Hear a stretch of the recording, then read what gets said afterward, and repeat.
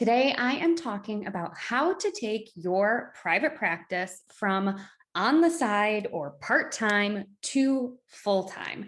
And I love when folks in the health and wellness space start out their private practices on the side. It's what I did. I think it's a really great way to kind of dip your toe in and see if it feels like a fit for you.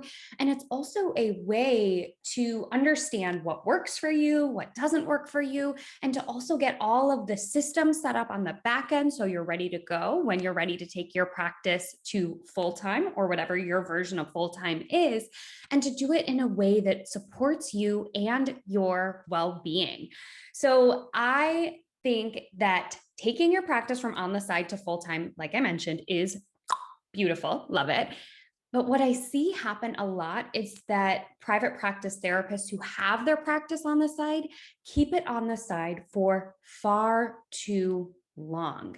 And it's not because of scarcity mindset. It's not because they can't do it. It's not because they don't know how to run a business.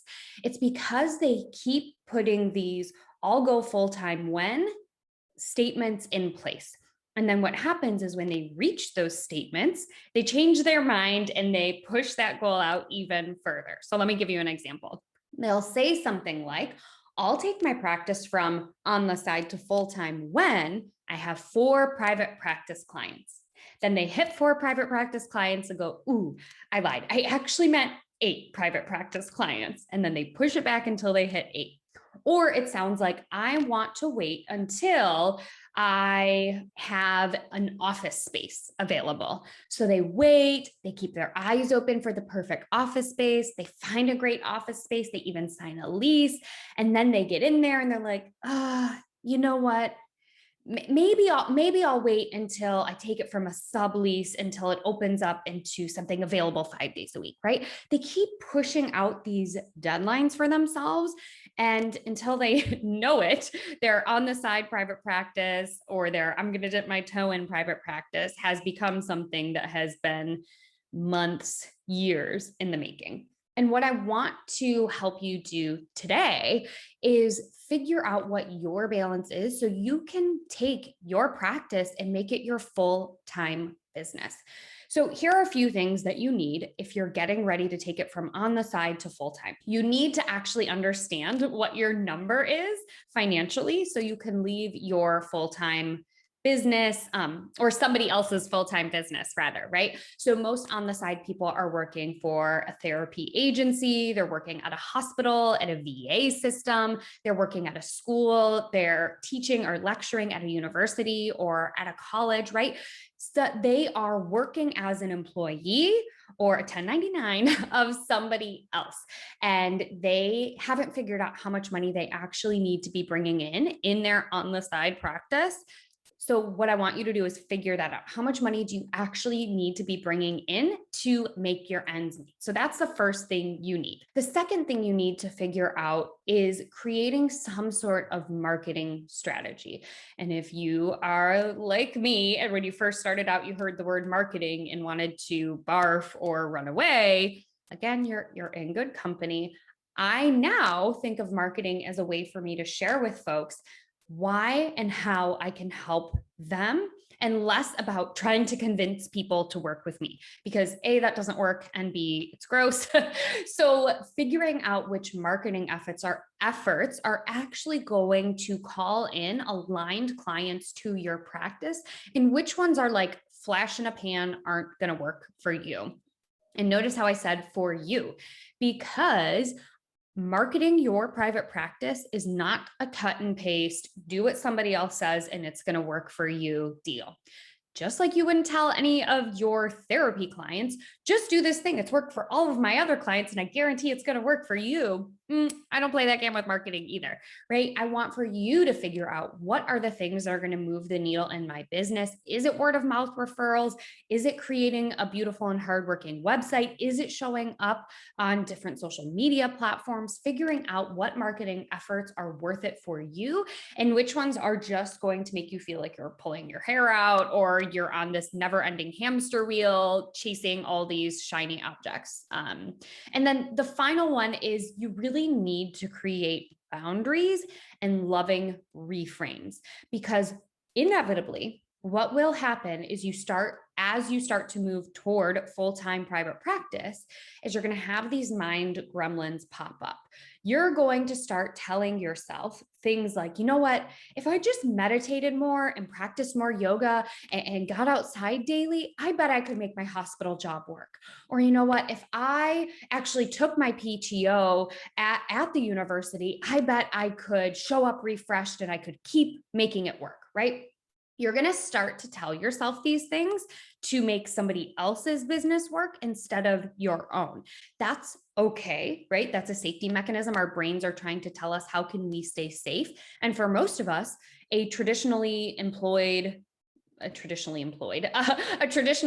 situation looks very safe, because that's the model most of us who have grown up in North America or Western Europe have seen as being quote unquote successful, or the path, right?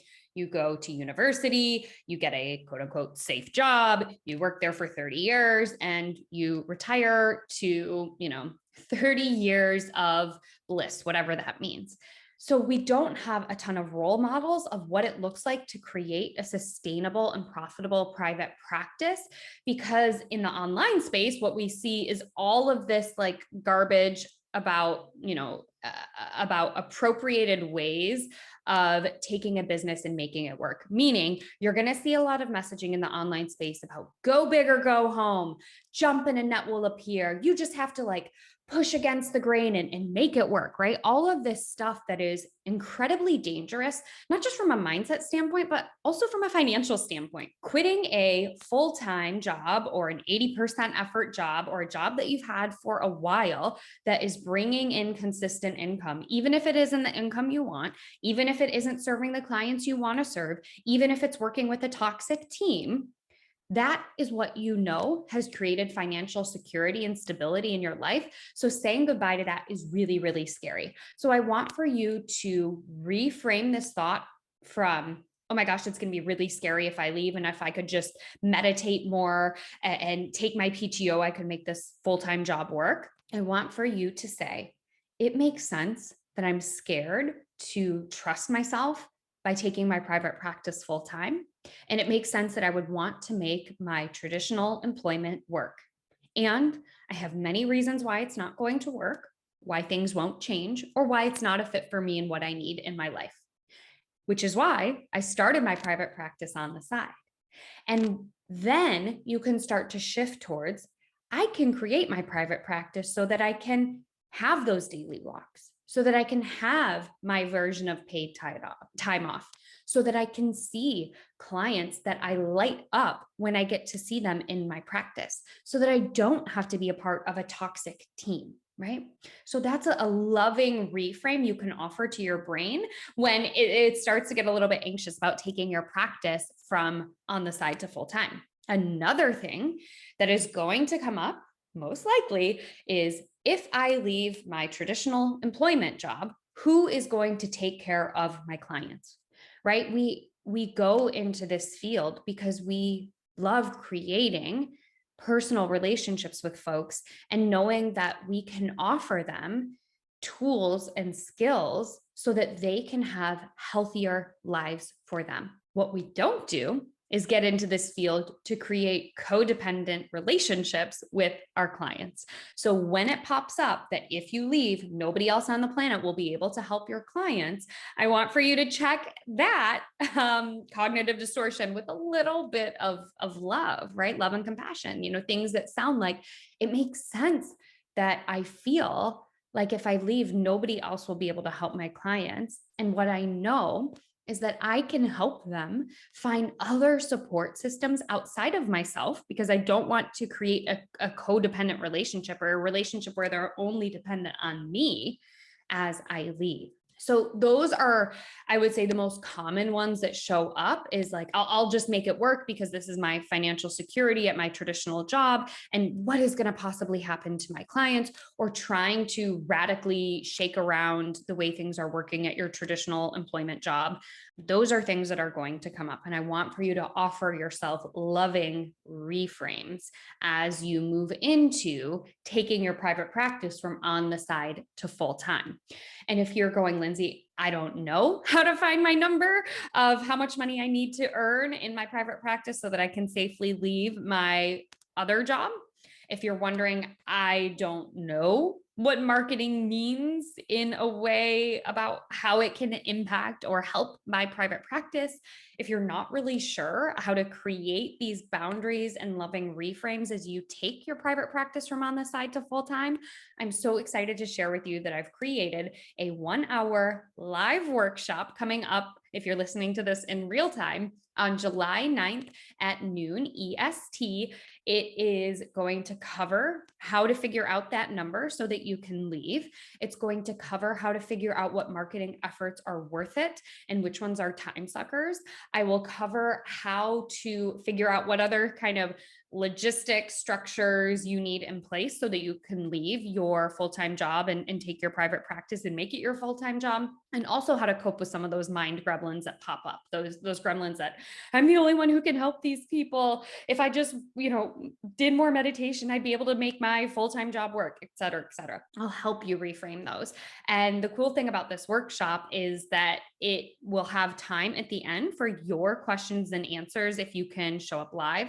And I already had a couple of people join who said, look, I might have to pop off early, or my schedule's kind of up in the air. And they emailed me in advance with their questions. So I'll make sure to get to them as well. So if something comes up and you can't make it live, you can email me your questions in advance. And so you don't have to worry about like frantic note taking, and you can be fully present during the workshop. I will record the workshop and send it to all attendees. This workshop is $29. It's pitch free. What I mean by that is that I know at this point in time in your business, you've probably joined some free masterclasses or some free webinars that have included a pitch to work with that person. Look, I'm not opposed to pitching yourself or marketing yourself. I'm literally doing it right now.